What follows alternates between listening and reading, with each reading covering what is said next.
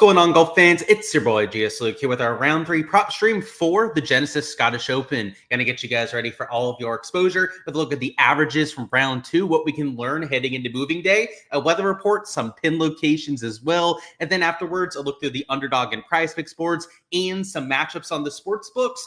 Whatever you guys want to look at out there for your exposure so we can have ourselves a day. But it looks like we already got a bunch of you in the chat. Steven with some nice words about my player poll for round 2, which I have to say, yeah, round 2 showdown was absolutely electric. So glad that you're able to somewhat take advantage yourself. We got Joseph, also rushing yard, who's looking at a Bobby Mack over on greens. Guess what, man? I've actually already entered that prop myself. So I think that you're on to something good there. We'll talk about it a little bit more later. We got Christian Steven with a 6 of 6 in his single entry. Love the good vibes heading into the weekend. Let's get ourselves for the next few rounds. And Chart says, he says, live golf was a disaster. I would say it's the exact opposite. We thought it was going to be absolute carnage. So it was great. If you watched the live stream last night, almost everyone's going over on their strokes. I think it's only 4 guys out of the 54 under par. So maybe you chose the wrong ones, but like Gritty Gang said, we're spot on about the conditions. So let's keep it going. Let's hopefully take advantage for our exposure in round 3. And yeah, like I said, any sort of bets that you want me to deep dive later, just let me know and we'll get after it. And I appreciate that last one standing says, thank you for doing the hole by hole stuff. Of course. And you said you, yesterday, you were doing individual stuff over and over. That sounds like a lot of fun. Obviously, you don't get those at Hard Rock Bet. They're not as robust of a sports book, but glad you're able to take advantage of that. Let's look at these scoring averages. So we'll go through what to expect from the course and what we can use to take advantage. And by the way, I'm getting that guy out of there that said that live was a disaster. We just don't need those people around here. If you thought it was disaster because one player made like 4 birdies, then I'm just going to not mince words. You're a complete fucking moron. So let's keep this thing going.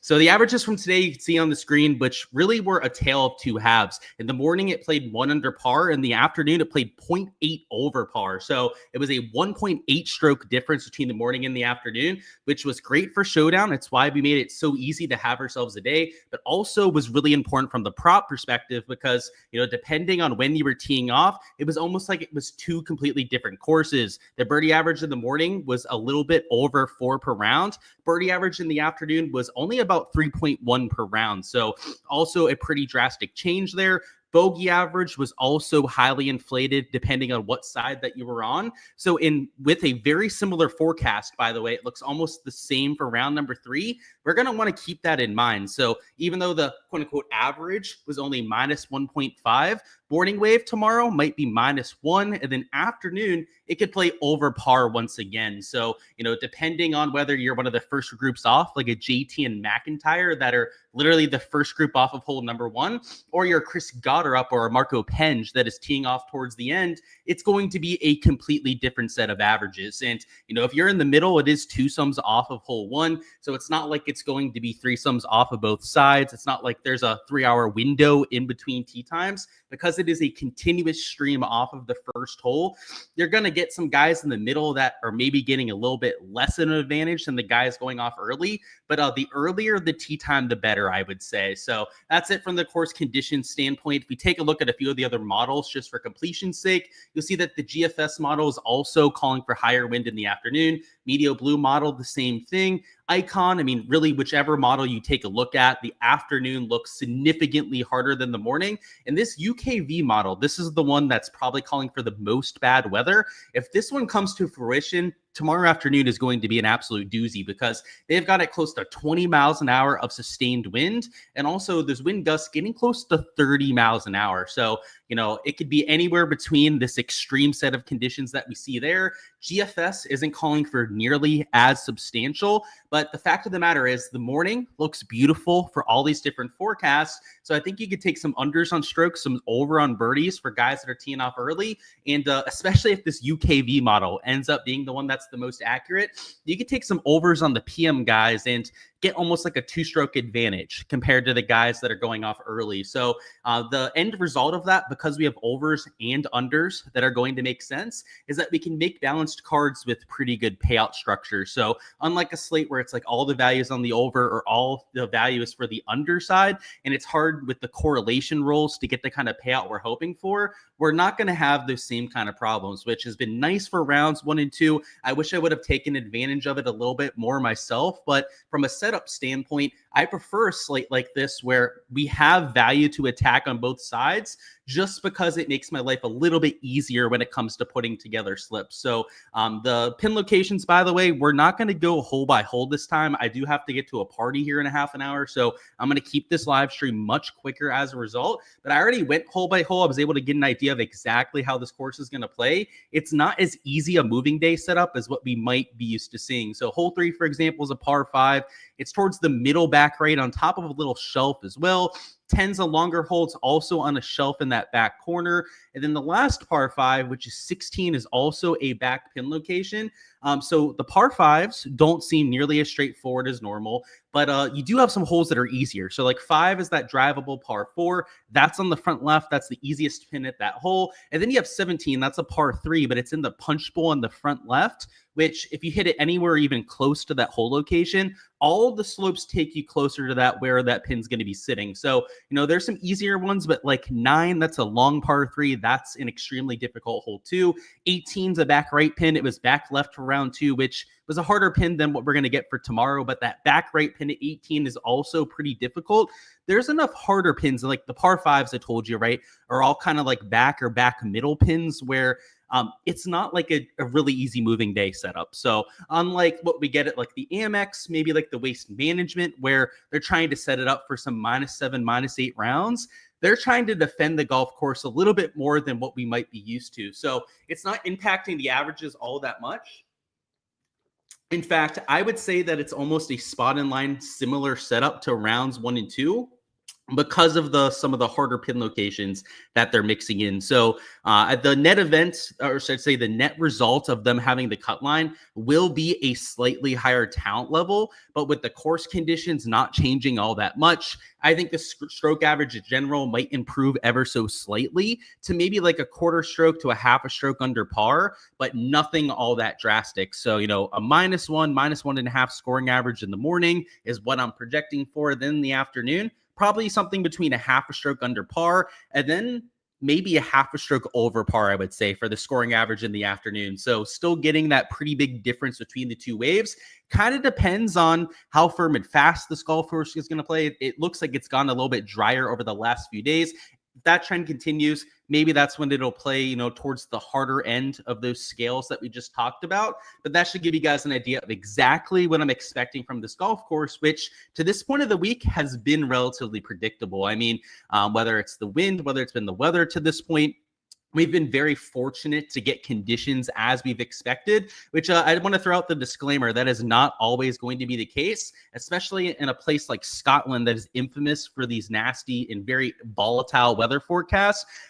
Make sure you keep an eye on it, right? It can change at a moment's notice. We could wake up tomorrow and it could look completely different than what it does right now.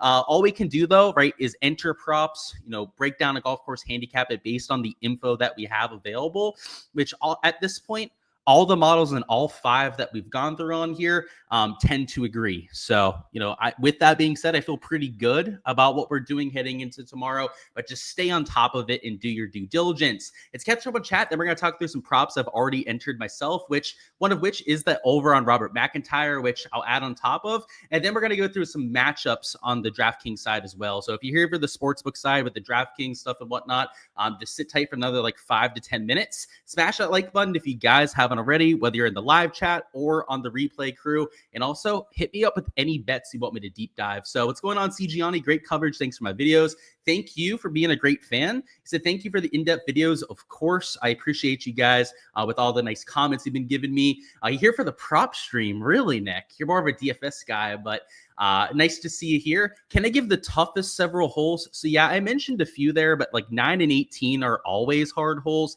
7-7 is a tough pin on a very tough hole.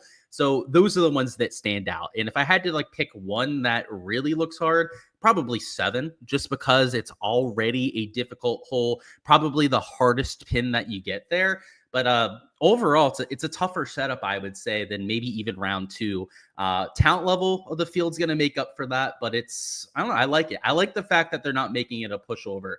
You can't believe Matty Schmidt was drafted at 3.5% and Aubert only 10%. He said a lot of loves for Fleetwood. Yeah, that's a DFS for you, man. And I kind of get it, though. The form for both players was terrible, right? I mean, Schmid fell off a complete roof ever since being in contention. So I get why there wasn't that much love there. And Aubert, he had by far the worst form up top. So I think they were decent plays. I mean, through 36 holes, they're in the top 10, top 20 at this point. But I understand why they weren't getting that kind of love. You know, your average DFS player doesn't want to play somebody that's playing bad golf. You can always get out of that kind of rough, but, you know, a rut, I should say. But people are more comfortable playing people that have been playing more consistent golf. So I wouldn't say that that's really surprising, to be honest with you. What's going on, Saba? Can I deep dive Xander? You feel like he's playing better than the score? Well, the stats, I guess, would kind of back that up, because the stats look great on Xander Schauffele so far. So if we take him up and isolate him over the first few rounds, round 1, he gained almost 2 strokes ball striking. Round 2, he gained 5 strokes ball striking. So yeah, especially like the round 2 stats, take a look at that. It's going to put you onto a Xander Schauffele. And yeah, I guess at T12, kind of surprising that he's the whole way down there. And in fact, if we take a look at shots gained ball striking, he's number 1 of everyone in the field. And at T12, that probably means that he's going to improve quite a bit. So yeah, I tend to agree with you there. Yeah, like it up, as he said in the chat. Can I do a quick overview of 1, 2, 3, and 6? Nothing major, but if it could just be over under birdies. I mean, I guess, man, I've got to get to something. 1's pretty simple middle pin location. 2's on the left, also pretty simple pin. That's about all I can give you, man. I've got stuff to get through on here, and frankly, I don't have a whole lot of time for it. Here for the 3 balls, well, that'll be in about 5 minutes. Is it okay to use the underdog picks on that I have on Patreon on Prize Picks? Well, if they're the same lines and are getting the same payout, for sure, man. But there's normally a reason why we're taking on one site versus the other. So do the line shopping. If it's the same payout, then by all means do it. But if it's a different payout, then no, right? There's a reason why we're taking stuff at a certain payout. And you never just want to degenerately enter bets. That's not what you're getting from my Patreon page, from the stuff that I'm doing. If the payout's even off by like 0.25 or 0.5, that's massive in the long-term scheme of things. So if you care about your long-term results, you actually care about being a profitable bettor, then make sure it's the same exact payout. If you don't care and you're just like, okay, I want to enter a bet for that day, I can't empathize with that, I'm not that sort of person, then yeah, sure, I guess you could, right? Enter it on the other site, but I'm not going to be a proponent for that, right? I do this seriously. I'm a professional bettor. So yeah, if it's the same, then by all means. If not, I would probably stay away. Let's see. I'm fading Goddard up on the props. I would. I mean, he's gained like 7 strokes short game. The unfortunate part is, though, Nick, is that the sports books tend to be on top of that. Not only is he the leader, so they bake in some of that, pressure, some of the struggles as you have as a 36-hole leader. So the lines aren't the best. So I haven't entered anything myself. But yeah, in general, I don't think he's going to play that well, of course. And yeah, I would say just make sure that you're getting something similar. Let's say like the payouts 2.95x versus 3x, that's not a big deal, right? But if it's like 2.7x versus 3x, then don't do it, because, I mean, unless you just want to enter something for the hell of it, that's going to make pretty big differences long term. So let's go through the few props that I've entered. So Underdog is where I entered most of my exposure to this point. And a lot of the props I've taken are positive stance plays for the early guys, because I think before the winds kick up, you're going to see some low scoring. So it's throwing to Justin Thomas, it's throwing that Robbie Mack prop that I was talking about before as well. Somebody with elite tier course history around here. So he's at that 12.5 number. And then I faded Sepp Straka in the afternoon. So Sepp Straka is a much later tee time. We'll get to that one last though. So let's start with JT and McIntyre. JT at 68.5. He's got to shoot -2 to cover that. And you can see with JT and McIntyre, they tee off at the same time. They are literally the first group out. So with the weather not really kicking up until about midday on most of these forecasts, guys like JT McIntyre, they're going to finish most, if not their entire round before that happens. So if it's going to play to a -1, -1.5 scoring average, like I think it could, that means he has to gain like a half a stroke to the field. And with the Justin Thomas, you're talking about of an elite player, right? top 10, top 20 player in this kind of field. I feel pretty comfortable doing that, especially with that morning tee time. And then McIntyre, the average for greens today was 12.49, right? You can see that at the bottom on that stat page. If a field average was about 12 and a half, and by the way, 82 of the 155 players went over the 12 and a half, got to 13 plus. So that's well over 50% that was able to do so. McIntyre, if you take a look at the green and regulation percentage for the PGA Tour, right? This isn't DP World Tour. This is not for the field. Of everyone on the regular PGA Tour, he's number 23 in the category. So he's a well above average player at hitting greens regulation. He's got the earliest tee time when greens will be a little softer and when conditions will be a little calmer than what they'll be in the afternoon. And JT I prefer for the strokes just because he's got that really good around the green game, and there was no multiplier on it. There was a multiplier on McIntyre. He had like a 0.9x for the under. So that's why I went to this greens regulation, because he's elite in the category. He hit, I think it was 14 rounds one. Today he only hit 12 of his 18. So he would have went under by 0.5, but he shot over par. He had 2 penalties on the round. Somebody mentioned that before when they were first commenting in the live stream. So I tend to agree with a lot of that. And not only that, he won this last year. He finished in, I believe it was second place the year before that. So elite tier course history, knows this golf course, knows this style of golf better than really anyone else in the field. And because both of them are playing together going off early, if they play well, that could spur the other one on. You don't usually talk about like players playing together and the correlation, but there is something, and they always talk about, especially like when 2 players at the same time have a really good score, is the kind of synergy that players have off of each other. So, if they go off together, they're starting way off the lead, but they get off to a hot start. Watch out for these two to run the table. So I put them together into a slip. Conditions also maybe playing off of that mental factor. And then I faded Sepp Straka on the other side. So Sepp tees off 6 hours later. So that's well into the afternoon when conditions are going to be much harder than what they were in the morning. So if the scoring average, which I think will be around even par, I would say in the afternoon, maybe even over par, there's a potential for it to get into the plus territory. That means Sepp Straka is going to have to gain the whole 2 strokes to the field, which I would say at a lot of courses wouldn't be that big of a deal for me on Sepp. Like if you put him at like a John Deere Classic or an easy PGA Tour course, like, okay, I could see Sepp doing so. Not so much at super windy courses or super difficult courses. Sepp Straka tends to struggle at these major championship type of venues. And at this golf course in particular is 0 for 2 on his made cuts over the last 3 years. And to this point of the week, if you take a look at the shots gained metrics, what you'll see with Sepp, so let's just sort this by positioning, is he's gained over 7.5 strokes in the short game.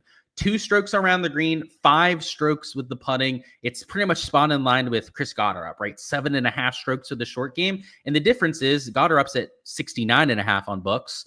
Sepp Straka is over here at 68.5. So, right, if you're going to target somebody on the harder side of things that is doing it all with the short game rather than how he's hitting it, I think you want to do it with somebody at 68.5. So that's why I chose to go that direction. And you can see for the week at this point, he's He's losing with his approach play, and he's losing with his off the tee play as well. So, the opposite of what we want to see. At least Gotterup is gaining off the tee and gaining a little bit with his approach play.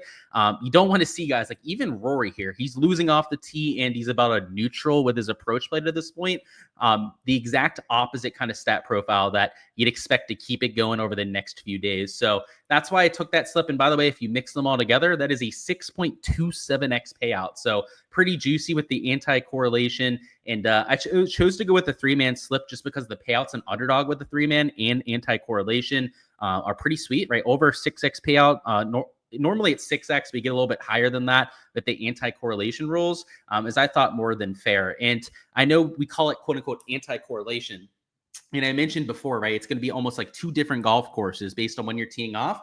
These guys going off early are going to be playing a golf course that's almost 1.5 strokes easier than what you have in the afternoon. I would argue that the anti-correlation kind of gets thrown out when that's the case. So if we're getting that little bit of a boosted payout, I don't think that we have to pay for it necessarily with taking 2 different sided props, because the reason why they do that, by the way, if you weren't around for the days without correlation, you used to be able to enter just like 4 or 5-man slips, maybe flex them in one direction.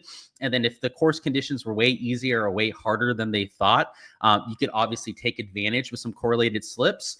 That's not what they do anymore. Obviously, they account for that, right? If you enter all props in the same direction, either positive stance play or fades, they ding you for that. In this kind of scenario, though, it's almost like we're getting the old, if not better, payouts. And it shouldn't be the case. It's almost like they're playing two different golf courses. So I like that about this kind of slate, and that was something that I mixed in. On the prize pick side, they do have, I think, all three props at the same number. The unfortunate part is that you're not going to get the same payout. So this is why I took it on the underdog side instead. So you can take those two. And then Straka is also, sorry, wrong category. He's also at the 68.5 here towards the end. So let's see, where is he at? At least I thought he was. Yeah, I'm probably just blind. There he is. It's only a 6x payout if you take it here on the prize pick side. So just like I was saying to Christian, right, when he was comparing like the two slips on the two different sites, is that 0.27 difference doesn't look like a big difference unit wise, but it makes a massive difference long term when it comes to your long term ROI, because when you're a volume better, when you're doing a lot of bets, that 0.2 units on every single slip adds up to hundreds of units over an entire season. And, if you can generate 0.2 to 0.25 unit bonuses on any slips that you're entering, right? You could generate that sort of ROI on slips that you're entering. You're going to have a massive season when it's all said and done, and you have thousands of bets that you've entered. So that's why I'm so stringent about trying to get the best payout available. So yeah, maybe if you have a two-man, maybe you don't like one of these three props and you want to yank them out, maybe Prize Picks is a better place to enter it at that point. But for the sake of this live stream, I would stick to Underdog for that exposure. Now let's go through some matchup stuff, and we're going to circle back to any questions or bets that you want me to deep dive towards the end. But for the matchups, there's two that I took. And on Hard Rock Bet, they only have the matchups with the 3-ball market. So, and that's the one with the tie, by the way, for the 2-ball market. Just, I don't know why. That's just the only market that they decide to offer. But I took Nakajima as the first one. He's going against Johnny Vegas. I got plus 115 on Hard Rock Bet. And then the other one I took was on Martin Kuvra, who, if you guys watched some of my content earlier this week, I'm really big on Martin Kuvra and his future. I also got a slightly better number than what you can get on Draftkings. I got plus 145 on Kuvra, plus 115 on Kita Nakajima. And let's talk through it real quick. So first off, shots gained, ball striking, we sort it by the field. Number 2 is Kita Nakajima. So he's the second best player with how he's hitting the golf ball. He was number 1 in the field today in that category, even beating Xander, who gained over 5 strokes. And the thing that's crazy about Kita is that he did it on the harder side of the draw. He did it when the golf course was playing significantly harder, almost 2 strokes harder than what it was in the morning. So him gaining 6 strokes ball striking is even more impressive. And you've got him against Johnny Vegas, who, I don't want to shit on him too much, but he's just kind of a guy on the PGA Tour at this point. And he's not known or doesn't have much experience at playing at these links style golf courses. Like, he doesn't have a whole bunch of top 10s, top 5s or anything. In fact, I don't think he has any at these style of golf courses, whereas Nakajima from the DP World Tour plays on these courses all the time, being from the European Tour side. So yeah, give me him at plus 115. And then Kuvra, who I got at plus 145, he's somebody that I'm just extremely high on, just on his future. I think he's going to be a future superstar, especially with the kind of iron play that he's capable of. And Thomas Dietrich, he's a slightly better player than Johnny Vegas, but with how he's been playing lately, he doesn't scare me at all. Like, he's just kind of like an average to maybe slightly above average player, whereas Kuvra, I think, is a average to slightly above average player right now as well. So I think that they're almost like on the same level. If I was running a book, I wouldn't have Kuvra as the favorite or anything, but I certainly wouldn't have him at plus 145. I wouldn't have Dietrich at like minus 160 odds to win that sort of matchup. Maybe like minus 130 odds, because you got to break the tie with the wily veteran, right? A guy that's proven it more than a Martin Kuvra, the new kid on the block. But Kuvra, I can't sing my praises enough about this kid. You're talking about not just superstar in the DP World Tour, potential PGA Tour level superstar the next 5 to 10 years. So I'll take a long shot on that sort of player all day, especially against somebody that doesn't scare me that much, which is kind of the idea with the Nakajima matchup too. Like, Nakajima, I think he should be an underdog. Like, I don't contest that against a PGA Tour level player. But when you look at who it is that we're dealing with, and I'm not trying to pick on these guys too much, but like, they're mid to lower tier guys on the PGA Tour versus somebody that's been electric with their iron play this week.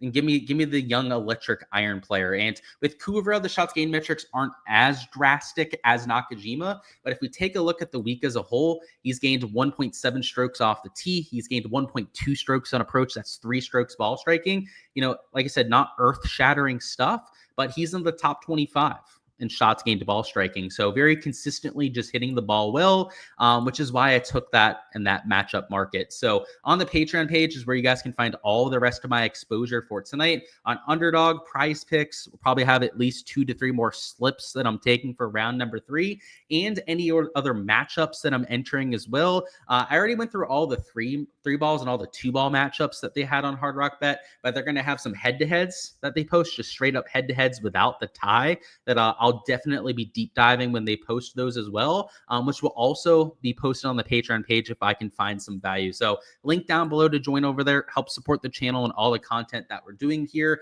And of course, you not only get every single slip that I enter for these slates, but all the research tools as well. That includes stat averages for every round, also weather forecast for all these different events, as well as all the live stuff I'm doing, which, beforehand, we, base this on the weather forecast, on the averages, what we know about the golf course setup, and we do our best with it. But when we can actually see the live stats coming in, it gives us a lot more freedom and a lot more information to use. And so far this week, I haven't seen a lot of live betting opportunities, but historically, that's normally where my highest EV slips come in. So, I've been looking at them. I've been trying to find some live value over the first few rounds. Maybe round 3 is when we'll start to fire on some of that action, but make sure to check out the Patreon page for all of that as well. So let's see if there's any last second bets to deep dive, and then I'll wrap this thing up. Let's see. So Harry Hall over strokes because of the wins. I don't know if I would take him in particular. Maybe there's better options. I wish Goddard was 68.5. He would be like the obvious answer because of the short game completely carrying him. Harry Hall, on the other hand, has been a lot more balanced. He's a little around the green dependent, I would say. Memory serves me correctly, he's just under 4 shots gained around the green. So I don't think it's the worst over, especially with conditions being tough. But I wish Goddard. 68.5 on Goddard would be a really easy one to fade. There you go. You said it was a 6X, so you're all good there. Okay. What do I think about JT, McIntyre, and Connors all going over 4.5 birdies? They're all morning wave, as you pointed out, and you said the lines are decent. I don't know if I like Connors as much. Connors is coming off a wrist injury, so I might stay away from him. I could more so co-sign JT McIntyre because they're literally the first group off. I like JT for his under 68.5 strokes a little bit more. He's a good bogey avoider, so he's really, really stout short game. So you'd have to think, right, if he's going to go over 4.5 birdies, it's probably even easier for him to go under -2, just because I don't think he's going to make that many bogeys if his ball striking is even half decent. If he's hitting 13 plus greens, I don't see him making more than 2 bogeys and that sort of a round. So that's why I prefer that one just a little bit more. But yeah, I'm not against a birdie one instead. By the way, the sportsbook odds are a little bit more favorable on taking the strokes too. It's a -130 for the under, so slight plus EV lean, you would say, on the strokes under. McIntyre, same thing. McIntyre's got a good short game too. And in fact, on the sports books, if we're talking about pick'em sites with playing those, he's -145 for the under at that 68.5. Now, I wasn't able to catch that 68.5 myself. That's why I had to take the over 12.5 greens. But yeah, I guess the birdie one is actually plus money on books to my memory. I was looking at that earlier. I think it was plus 100, plus 105 for the over. So yeah, I would stick to the greens on McIntyre. JT strokes just feels like a little bit of a better bet, more value, I'd say, especially compared to the books. And then Connors, I have the concerns about the form heading in, right? He had an injury. He hadn't played for a month because he hurt his wrist. I forget what event. I think it was either the Canadian Open or the US Open. It was one of those 2 weeks where he had to withdraw with an injury and couldn't play for the next 2-3 events. Just be a little bit wary about that Connors stuff. JT versus Bob Ryder Cup vibes. Yeah, it could be a Sunday singles matchup, huh? That'd be a fun one too. 2 fiery characters going head to head. Hit the like button. You heard the guy CGianni. Let's pump those numbers up. What's going on, Antonio? You like Matty Fitz to win at 10-1? Yeah, I would follow you there, but I bet him at 40-1 heading into the week. So I'm going to sit on my 40-1 ticket. But if you want to ride along and maybe, sweat it out with me, then that 10-1 number I think is fair considering that he's starting in third place. So course history, I mean, he had the sixth place finish 3 years ago. I really like the fescue putting stats. So you're not going to get pushback from me, man. I'm not going to bet it because of what I have in already, but I think it could make sense. Johnny V's performance is down a bit after the elbow surgery. Yeah, at least he got the win, man. I'm really happy for him to win at the 3M, get back into the winner's circle. He's been in contention a few times, actually, over the last year. But you're right. He's been a lot more inconsistent after that, which, great guy, though. It's hard to want to root against him, but I'm going to have to do it here. You're saying Scotty's 9-1. Yeah, man, he's lurking. If anyone's going to steal this event, it probably will be world number one, Scotty Scheffler. What do I think about Echeverria at plus 150 versus Rye? So, I mean, I like the fact that he's plus 150, right? You're getting real big underdog odds on a Nico there, but Aaron Rye does have really good course history here. He won this event on the DP World Tour before he came over stateside and became a PGA Tour member. So elite tier course history, and his form today got a lot better than what it had been heading into this event. Heading into the event, losing strokes on approach and putting, just really brutal stuff. You don't want to see somebody losing in the two most important categories, but he did show some signs of life today, which I think makes it a little tougher to want to fade him again.